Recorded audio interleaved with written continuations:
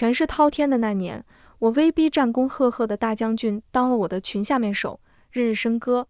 4年荒淫，他依旧满身傲骨。我心力交瘁，不再找他侍寝。那日，他看着我只身一人站在楼台上，走上前来嘲讽：长公主这是腻了吗？还是说找到了新的玩物？我上前解开他脖子上的球链，释然一笑：师兄，过2日我便要去和亲了，以后不会有人像我这样作践你了。大家好，欢迎收看皮皮听书。我听见庭院里的响动，依稀听见2个太监低声细语，却不太真切，只听见倒调：陆公子说过不喝，别被长公主发现。最后一句实打实听清楚了。有什么是我不能发现的？我解开陆苍野搂着我腰的手，把他往旁边推了推。开门去抓包。半夜鬼鬼祟祟做什么？那2个太监当即腿软跪了一地，连同手里的一个青瓷碗也滚到了一边。长公主，奴婢惊扰了长公主安歇，罪该万死。我看向一旁被浇湿的花，道的是什么？长公主还有半夜折磨太监的癖好吗？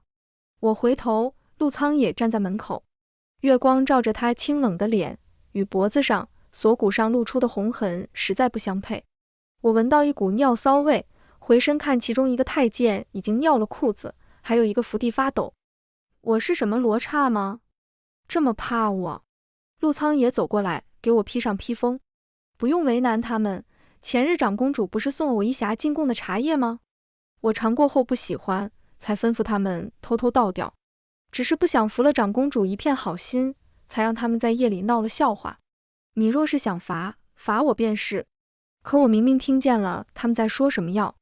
我又看看地上的碗，陆苍野，你泡茶喝用碗泡的？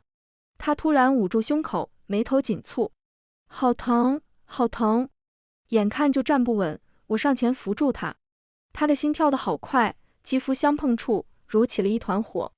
我斥退2个碍眼的太监。进屋后，我挑开陆苍野的半边衣料，胸膛处有些细小的疤痕，那些都是他征战时留下的痕迹，唯有一处又宽又长的疤是为我留下的。2年前，我放权给皇帝李鹤林，没多久就遭遇刺杀。陆苍野不顾安危，挡在了我面前。那处伤疤现在还泛着红，时不时就会隐隐作痛。我拿出匣子里的药膏给他上药，指尖触碰上他的胸膛，我慢慢地把药在他的伤疤上化开，他忍不住发抖。长公主，不用这样折磨我。他突然扯过被子盖在了自己腿间。师兄，春情散药效早过了吧？这个反应，看来你对我的欲望很大呢。不，我没有。他立刻否认。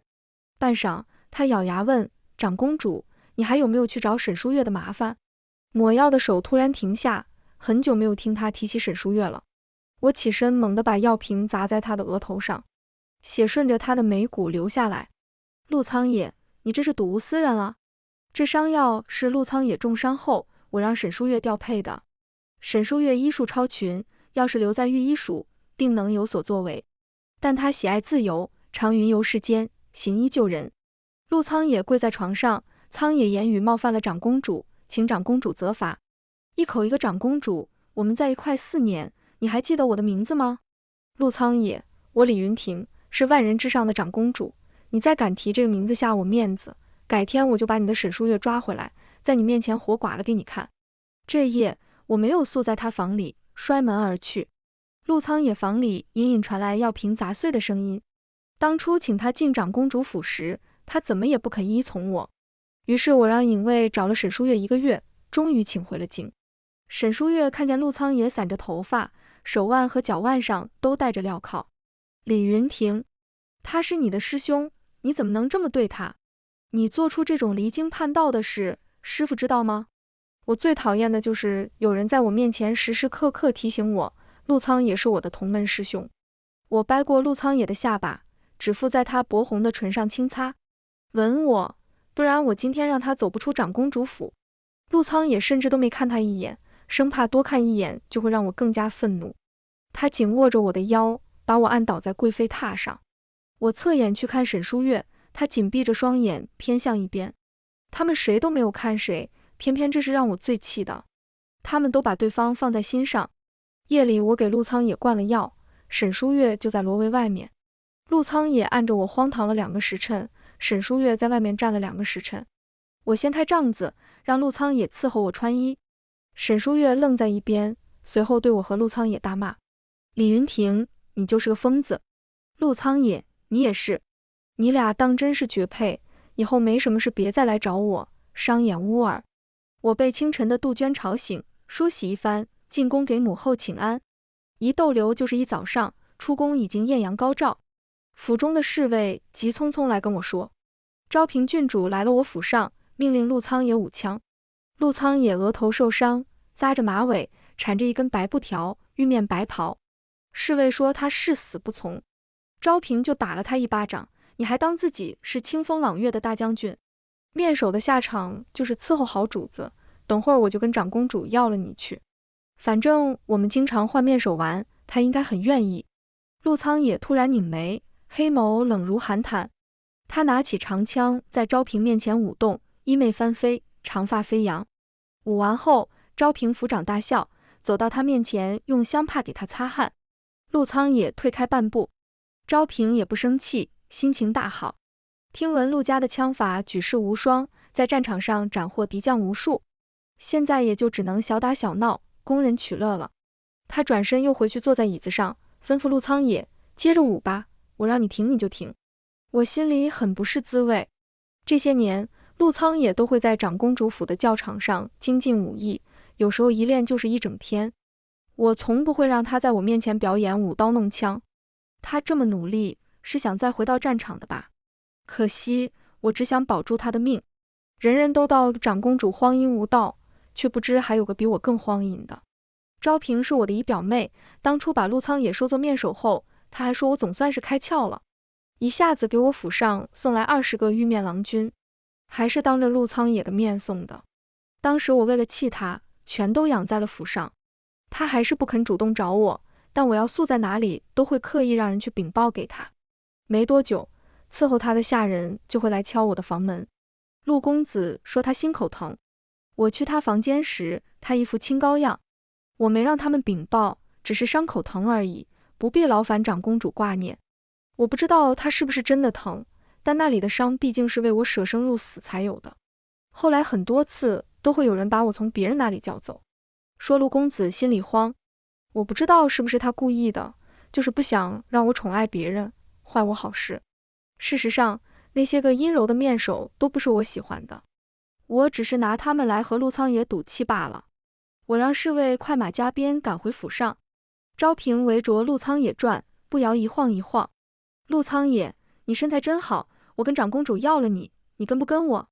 昭平郡主请自重。昭平突然气急，陆仓野，你的兄长被封了异姓王，后来战死，由你顶上。当初你打了胜仗，已经到了封无可封的地步，陆家本该被陛下清算，要不是……昭平，我快步走了进去。昭平看见我就笑盈盈冲上来，我的好姐姐，我又给你挑了几个面相好的，你把陆仓野送给我呗。他一抚掌，几个俏郎君就出来跪在我脚边，我一个个抬起他们的下巴端详，其中有一个眉眼和陆仓野很像，我多打量了一会。陆仓野的声音响起，带着些小心翼翼，你要把我送人吗？我明白，他怕了，他怕我把他给昭平折辱。我打发了昭平，留下了那个和陆仓野长得像的。昭平兴致缺缺，什么吗？人没得到，还搭了一个进去。昭平下手很重，把陆仓野的脸扇红了。我给他擦药，他往一边躲去。只听闻长公主身边郎君无数，却不曾想长公主还有跟人交换的癖好。你吃醋了？只是没有教好师妹，愧对师傅。你忘了师傅的规训吗？同门师兄妹不可做有违人伦的事。又来了，我可以在陆仓野对我失态时叫师兄逗弄他，但我讨厌他主动提起来说叫我。我猛地把他扑倒。你总是以师兄自居，可你夜夜在你师妹身上沉沦的时候，可有负罪感？我的话像是击中了什么一样，他闭着眼，再也不敢看我。他越这样，我就越是想要让他难堪。我抬手掀开他的衣袍，抓住核心时，他自持的神情终于崩塌。我的力气很重，陆仓野的反应十分明显。李云亭，你真的放肆！师父早已羽化，他在世时我尚且可以对你为所欲为，更何况他不在了，我就是个逆徒啊！听着他的声音，我心情大好，向他解释起来。我没有跟昭平交换过谁，他骗你的。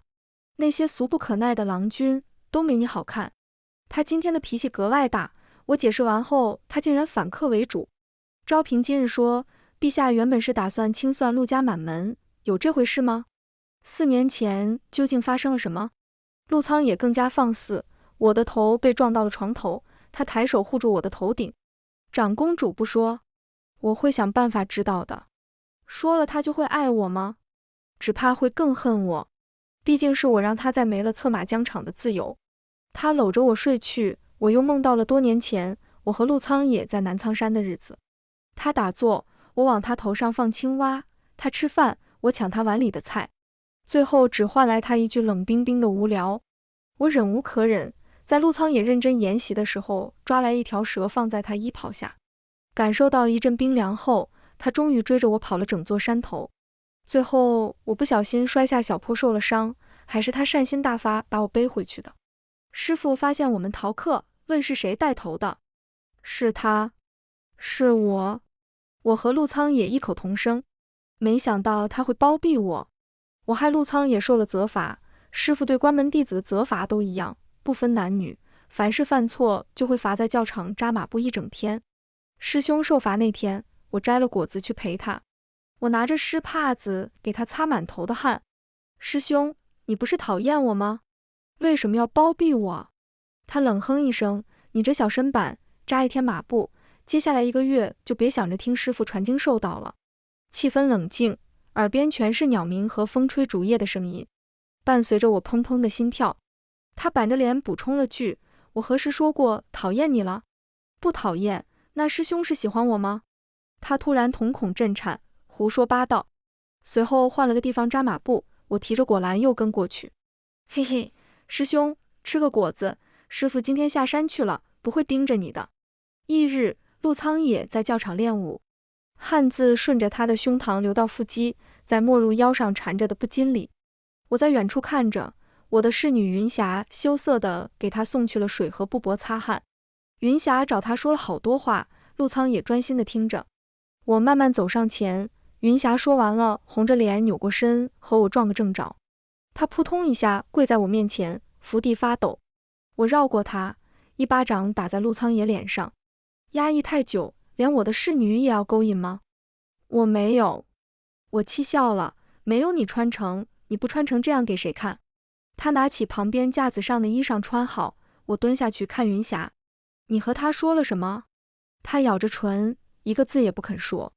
陆仓野上前把他拉了起来，竟有护短之意。长公主，别为难一个小姑娘。陆仓野和我在一块4年，从没看过别的姑娘。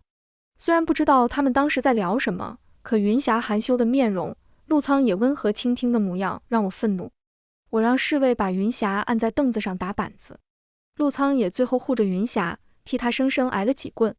我堂堂长公主入不了你的眼，原来你是喜欢这样的小家碧玉。不过你一个让我玩弄了4年的面首都不干净了，怎么配他？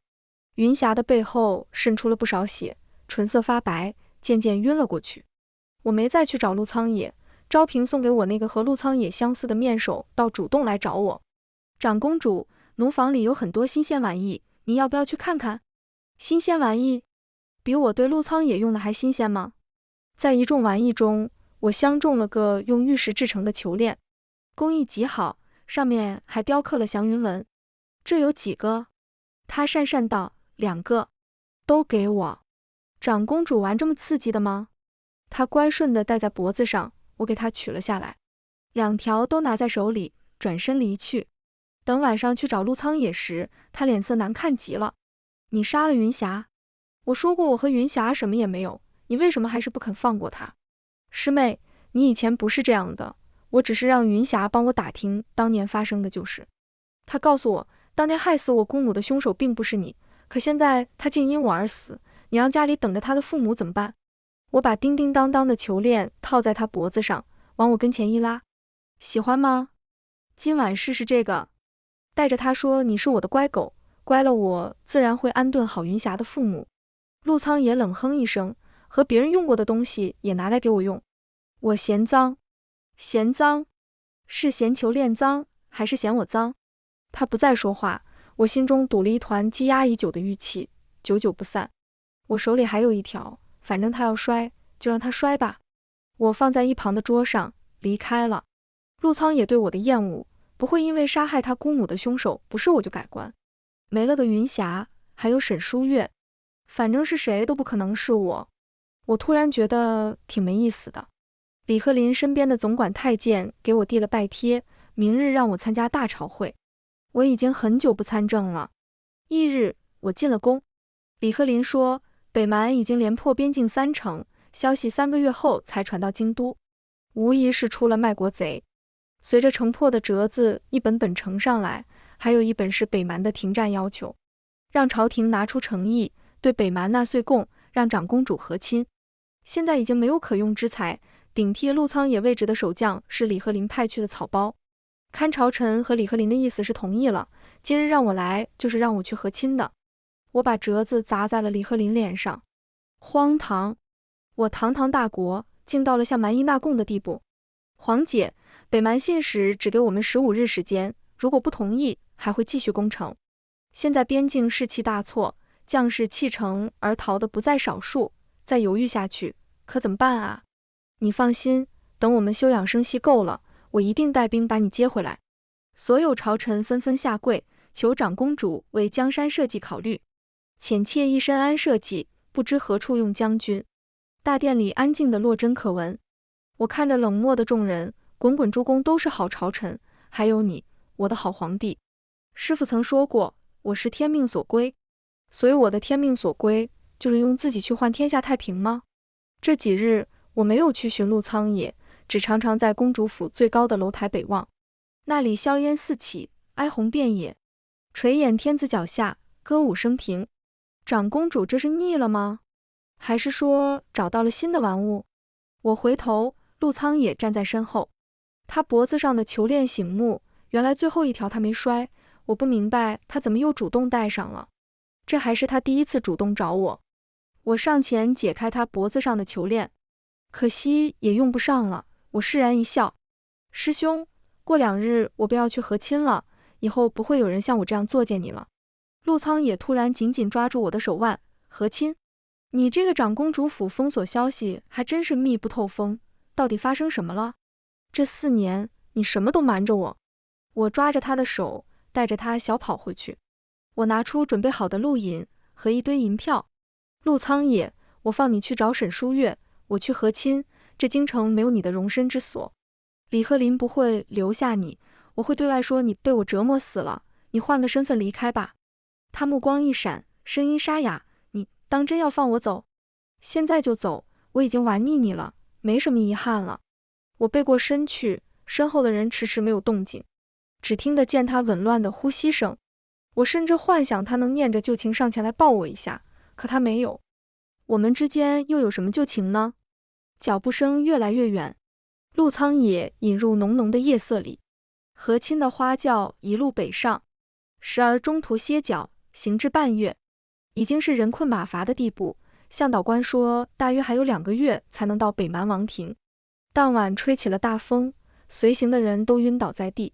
我在车里也有点昏昏欲睡，迷香让我睁不开眼。落入一个踏实的怀抱时，我闻到了一股熟悉的味道，额间被吻了一下。大脑很快宕机，再次醒来是在南苍山。沈书月给我端来水解渴。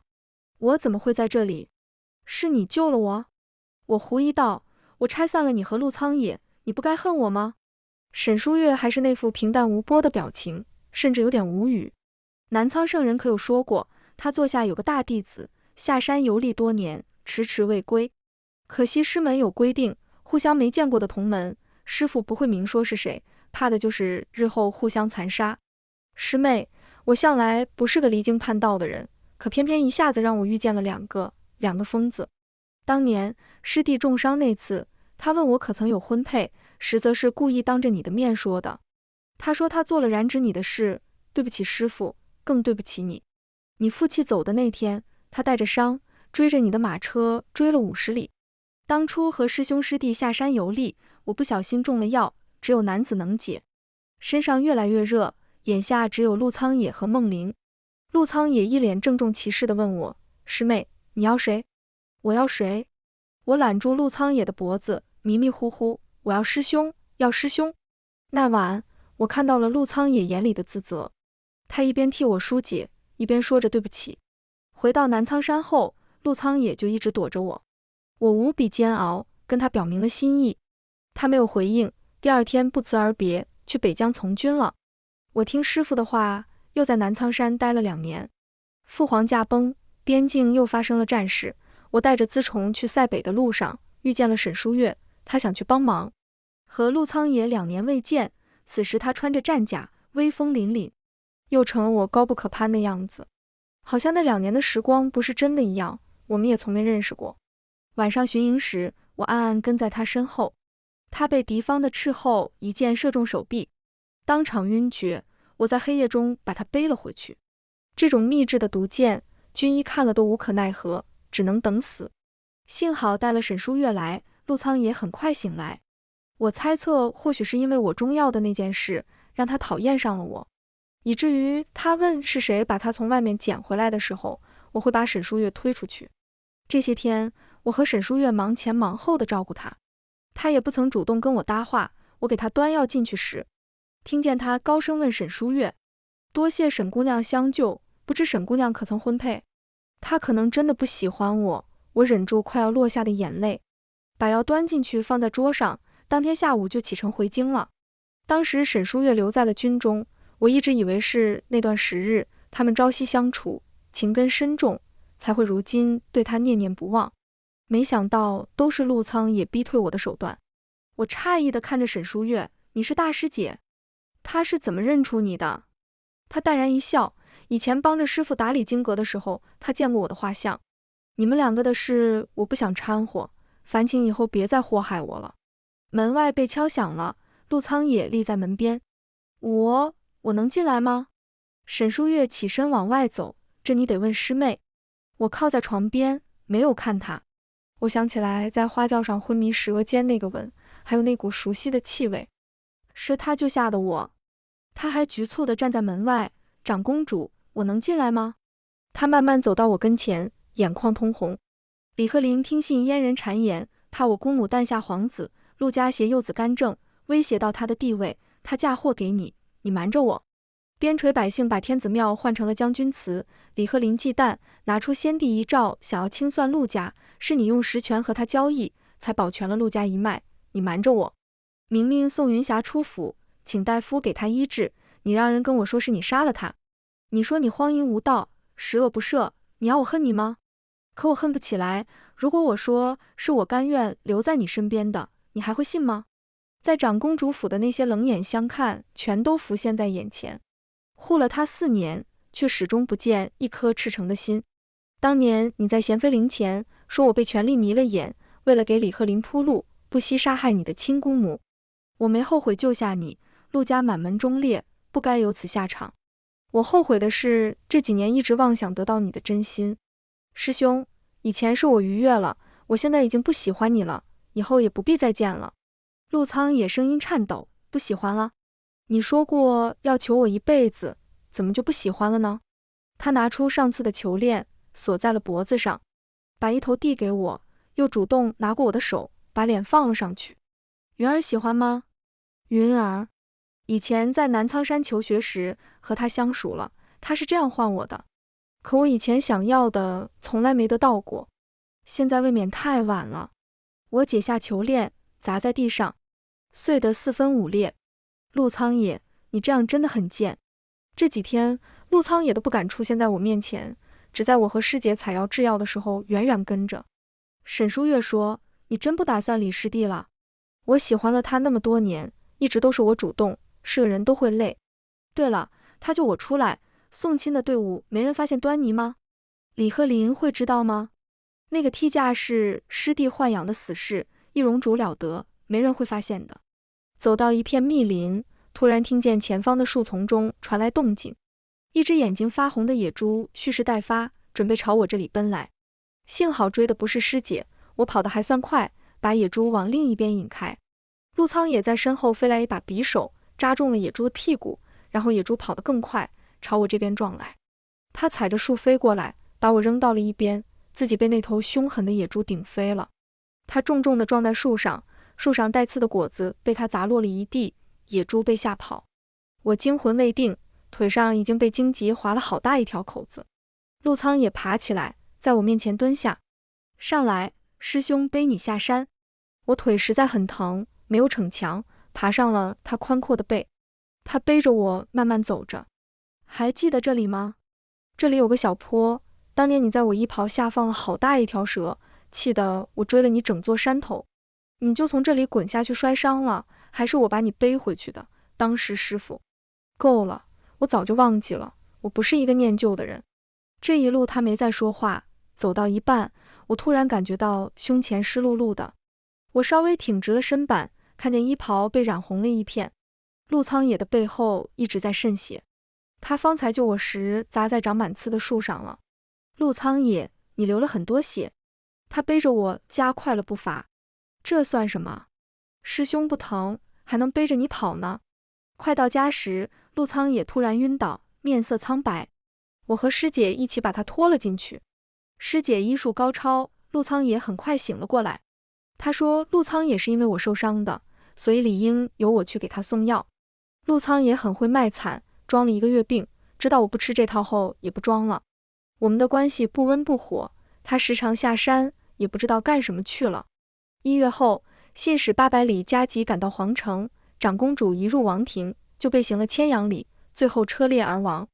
他们的首领还在信中挑衅，用你们国家的车裂之刑处死你们的长公主，也算全了他的思乡之情。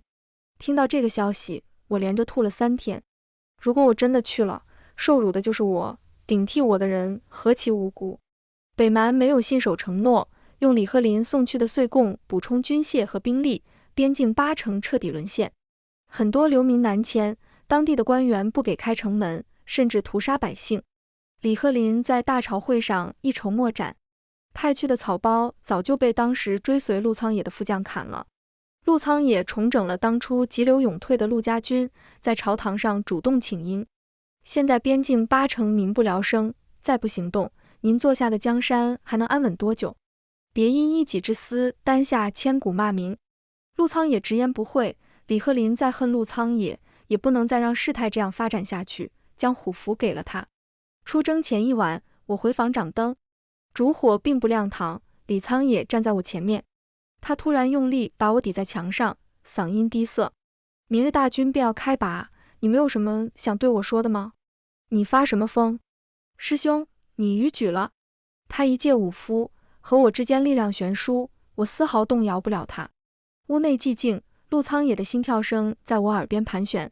云儿，师兄要去出征了，你有没有想过我可能会死在战场上？别对我这么冷漠。那太好了，这样就再也没人烦。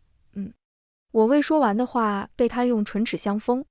他钳制住我的双手，另一只手紧紧捏住我的下颌。汹涌的掠夺中，我尝到了一丝咸。陆苍也在哭。很快我就不能思考了，手腕上的一阵冰凉让我清醒。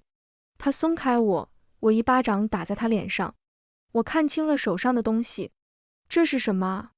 我不要你的破东西，我娘留给我的，让我送给我心悦的人。云儿，如果我战死了，你若是战死，你什么？我把镯子取下来，塞到了他腰封里。我跑到师姐房里睡了一晚，这晚噩梦连连，陆苍野满身是血，被敌军万箭穿心。我惊醒回房时，陆苍野已经走了，那只镯子静静放在我的枕头旁边，还有一封信。昨晚扇的巴掌不够响，等凯旋，给师兄来个更响的。这场仗一打就是4年，国库逐渐空虚。李鹤林治下的朝廷早就烂了，他无所事事，在宫里纵情声色。这4年，我和师姐从商，赚下的每一分钱都拿给了边境。还有师弟姚申仪变成了江南最大的富商，支援了我们不少。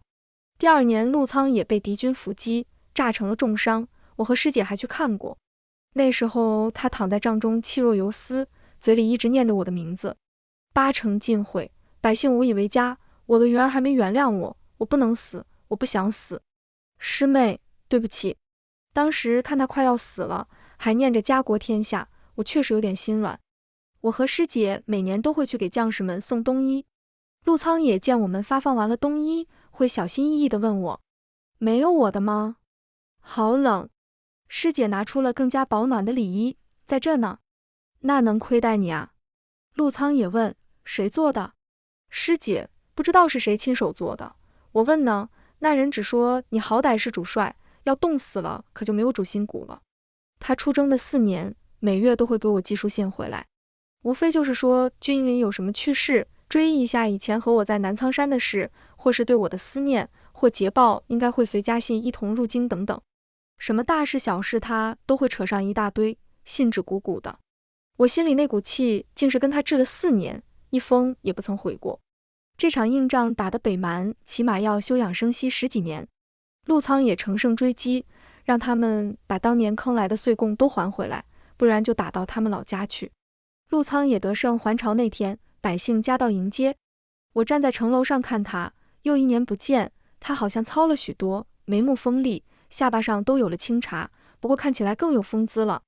我明明说过不会再喜欢他了，为什么心会跳得那么强烈？这些年我和师姐在京城置了宅子，陆苍也回来没有去面圣，而是直接来到了我和师姐的家。他回来肯定是要洗澡的，师姐让我给他送换洗的衣裳。我不去。师弟要回京的信在3日前送达，这3日不知道是谁日日去城楼上遥遥相望，跟望夫石一样。隔着屏风，陆苍野正在宽衣解带，他背上的疤痕越来越多了。上衣褪去，塞在裤腰上的还有个粉色肚兜，他扯出来准备挂在屏风上时，和我撞了个正着。我的视线落在那褪色泛白的粉色上，当年我找不到，是被他偷偷拿走了。他手足无措，又立刻拿下来藏在身后。你怎么走路不出声？好久没听见他的声音了，还是那样，一听就让人浑身发麻。他转身下了汤池，我把他的衣服搭在屏风上准备走。师妹，久不见我动静，他又说：云儿，师兄背后受伤了，你能帮我擦擦吗？我想拒绝，可人已经走到了他面前。他的背，他的胸膛，大大小小都是疤。我蹲下来，避过他背后的心伤，给他擦洗。男人磁性的闷哼传来，最后他回过身，一把把我拽进了汤池里，水花四溅。有点扎人的清茶使我的嘴周围传来刺痛，随后是胸口，再然后是……我们谁也没有说别的话，专心致志地弥补这4年的缺失。他一声声叫着我师妹，甚至逼我喊他师兄。最后我趴在他怀里，他尽量让自己的气息显得不那么颤抖。李云婷，就算是师兄妹又怎样？我就是喜欢师妹，我当初就不该犯贱在你面前装。云儿，你知道这4年我怎么过的吗？他拿起我飘在水里的粉色衣服，都被我磨得泛白了。这4年，你当真是绝情，一封信也不曾回给我。师妹，师兄每天都很想你。当年你根本不用给我灌药，我也根本没喝那药，是我自己愿意的。从来没有别人，我不喜欢沈书月，我只喜欢师妹。就算误会你害死了我的姑母，误会你软禁我，我也还是爱你，我控制不住的爱你。我得知你要宿在哪个郎君那里，我快要嫉妒死了，所以我装病，骗你过来陪我。师妹，是我太固执了。分离的这些年，在战场上刀光剑影，面临生死存亡的时候，我就会越来越后悔，当初为什么不告诉你，我也喜欢你。师妹，你还愿意原谅我吗？我想过不再爱陆苍野，可我挣扎过，好像做不到。软禁他是爱，哪怕最后我要去和亲，我放走了他，也是因为爱他。他在收复边境8成，我在疯狂敛财，成为他的后盾。我的眼泪陡然滑落，哭得不成样子。师兄，我喜欢你，我只喜欢你。他把我揉进怀里，蹭我的脸。炸！那云儿帮师兄剃掉。宫中传来消息，李鹤林快不成了。这几年他身体消耗严重，将权力都分给了内阁。弥留之际，他召见陆苍野入宫，我自然也要有所行动。我戴着帷帽跟着他一起，生死与共。李鹤林躺在床上，爱卿劳苦功高，边境80%已经收复，百废待兴，但这些事就交给后人去做吧。朕已经写好诏书，立二皇子为太子，由他的母妃听政。骆爱卿与朕感情深厚，就给朕殉葬，也好让朕不那么孤单。皇帝，我以为你会做个好皇帝，可我错了。你始终容不下陆苍野，也容不下你的亲姐姐。我掀开帷帽，他看清楚我的脸，你没死，你没去和亲。陆苍野说，蛮夷朝令夕改并不是传言，而你为了虚假的太平，能狠心将自己的亲姐姐送出去。我拿出了父皇当年给我的遗诏，这是父皇的诏书，若新帝无能，我可取而代之。你执政这些年无功有过，朝廷俨然成了一座空壳，如果不是陆苍野力挽狂澜，你还能享乐这几年？现在死也要拉上他，还试图让外戚干政。父皇遗诏的第1条就是外戚不得干政。他看清父皇的遗诏，瞪大了眼，不可能，绝对不可能。